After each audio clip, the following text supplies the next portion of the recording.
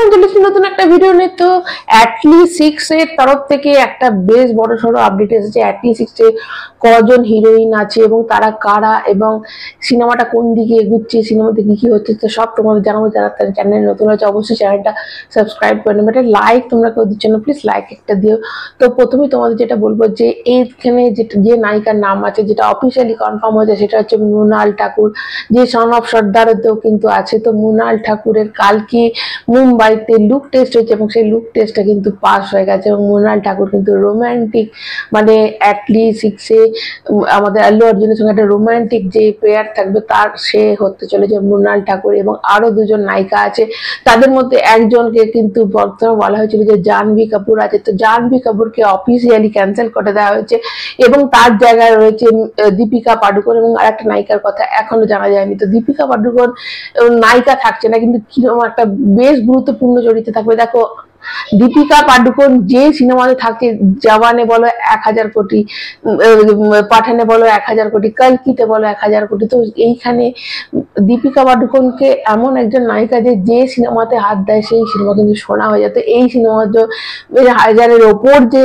একটা মানে তো আসবে বক্স অফিস কালেকশন, সেটা তো বোঝাই যাচ্ছে। এবং দীপিকা দেখো কালকিতে যখন ছিল এরকম মনে হয়নি যে দীপিকাকে একদম বেমানান লাগছে, মনে হচ্ছিল যেন ওই ক্যারেক্টারটার জন্য ওর মানে ওই একদম পারফেক্ট। তো দীপিকা পাডুকোন নিজেকে খুব ভালো জেল করে নিতে পারে কোনো ক্যারেক্টারের সাথে। তো এখানেও তার একটা বিশেষ গুরুত্বপূর্ণ ক্যারেক্টার থাকবে, কিন্তু তার ক্যারেক্টারটা কি হতে চলেছে সেটা এখনো খবর আসেনি।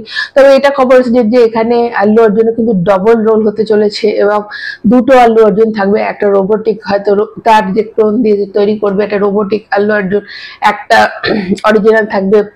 তো দীপিকা পাডুকোনের কি রোল হবে সিনেমাটাতে, আর একটা আল্লু অর্জুনের সঙ্গে কিছু হবে না, দীপিকা পাডুকোন কোনো ক্লোন আসবে, সেটা তো সময় বলবে। আপাতত যে আপডেট আসবে সেটা বলবে। এই মানে এখন যে আপডেট গুলো এসেছে এটা কিন্তু তারন আদার্স বা পিঙ্ক ভিলা এই তরফ থেকে কিন্তু কনফার্ম করে দেওয়া হয়েছে যে দীপিকা পাডুকোন কিন্তু অবশ্যই হ্যাঁ করবে। কারণ দীপিকা পাডুকোনের এখনো মানে অফিসিয়ালি কনফার্মেশন আসেনি, কিন্তু দীপিকা পাডুকোনের যে অ্যাপ্রোচ করা যায় এটা খবর এসেছে। এবং দীপিকা পাডুকোনের এখন আপাতত কিন্তু বড় কোনো সিনেমা আসছে না, তো এই সিনেমাটাতে না করার কিছু নেই। এবং দীপিকা পাডুকোন সাধারণত এরকম ধরনের সিনেমা একদমই না করবে না, তো অবশ্যই এখানে দীপিকা পাডুকোন থাকবে। এবার তোমরা যদি বলো যে এর অ্যানাউন্সমেন্ট ভিডিও কবে আসবে, তো অ্যানাউন্সমেন্ট ভিডিও আসতে কিন্তু এখন দেরি আছে। এবং যেটা প্রথমে খবর এসেছিল যে নেক্সট মান্থে বা তারপরে মান্থে জুন থেকে কিন্তু এটা ফ্লোরে যাবে, তার আগে প্রি প্রোডাকশনের কাজ আসছে। কিন্তু সেটা জানা গেছে যে প্রি প্রোডাকশনের কাজে কিন্তু অনেকটা টাইম লাগছে, কাজে এটা জুন জুলাই যে না হলে আগস্ট মাসে কিন্তু সিনেমাটা মানে ফ্লোরে যাবে, শুটিং ফ্লোরে চলে যাবে। তো দেখো যদি আগস্ট মাসে আসে 2027-এ মাঝামাঝি চলে যাবে। এবং 2000 মানে এই যে দেখো এই সিনেমাটা হচ্ছে প্রচন্ড পরিমাণে বিএফএক্স এবং সিজিআই কাজ আছে। তো এরকম ধরনের সিনেমা, সেটা তোমরা অ্যানাউন্সমেন্ট যে ভিডিওটা ছিল সেটাতে তোমরা দেখতেই পেয়েছিলে যে কিরম ধরনের কি হতে চলেছে তাতে।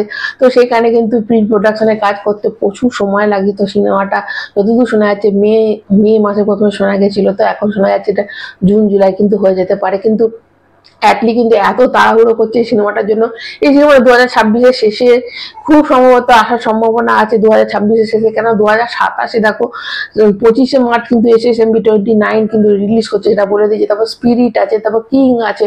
তো এর সাথে যদি 2027-এ পরপর বেশ বড় কয়েকটা সিনেমা আছে এবং তার সঙ্গে যদি অ্যাটলি 6 আসতে হবে প্রথম দিকেই আসতে হবে এবং সেটা দেখা যাক যে কবে ফ্লোরে যাচ্ছে, শুটিং ফ্লোরে কবে যাচ্ছে, তবে কিন্তু নির্ভর করবে কবে মানে রিলিজ করবে। তো আপাতত এইটুকুই। কারা অ্যাটলি 6 এর জন্য ওয়েট করে আসে অবশ্যই কমেন্টের মাধ্যমে জানাবে। এবং তোমরা এই যে দুটো নায়িকা রয়েছে তাদের কাদের তোমাদের ফেভারিট অবশ্যই কমেন্ট করে জানাবে, এবং কেমন এই নায়িকারা থাকলে কিরম সিনেমাটা হতে পারে তো অবশ্যই কমেন্টের মাধ্যমে আমাকে জানাতে ভুলবে না। আপাতত এটুকু। ভালো লাগলে চ্যানেলটা সাবস্ক্রাইব করবে, একটা লাইক কিন্তু অবশ্যই দেবে। সবাই ভালো থেকো, টাটা।